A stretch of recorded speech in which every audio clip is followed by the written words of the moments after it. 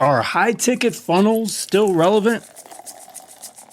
Let's go. Hey, John, this is Chris from Austria. I have a question about the right funnel strategy for high-ticket products on Meta.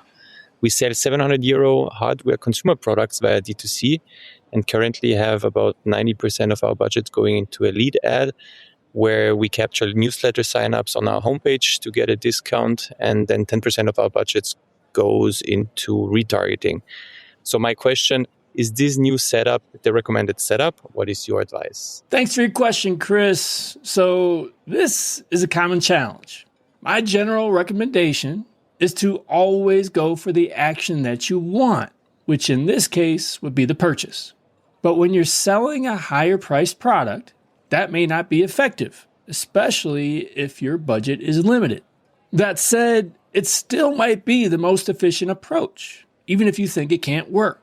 Now, I assume you've already tried it or tried it recently, but I would not give up on going straight for the purchase.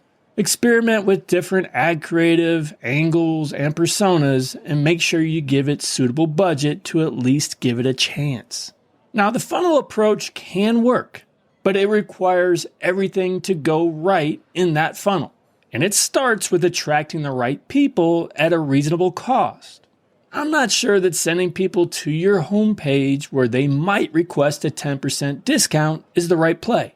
Would your ideal customers who would buy a higher ticket product be motivated by a 10% discount in the first place?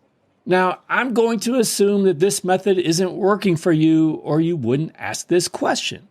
But if you're going to try the funnel, I'd instead use instant forms or send to a landing page for a very specific lead magnet. This should be tightly connected to the high ticket upgrade, but just a taste. That way you should attract the right people into your funnel.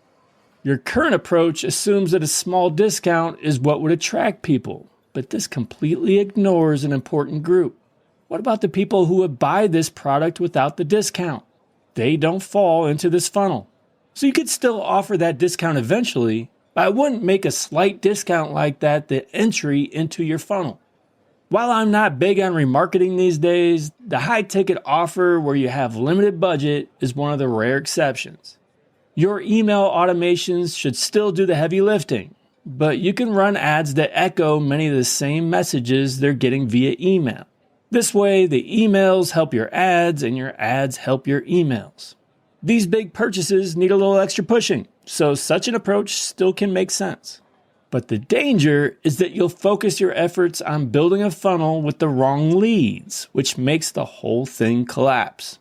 While leads are easier and cheaper to get, it's not necessarily easier and cheaper to convert those leads at an acceptable rate. Start with the purchase, then move to the lead and funnel approach. Make sure you're attracting the right leads and obsess over your messaging when they're in your funnel. Good luck, Chris. You want your question to be answered on a future episode? Send it my way.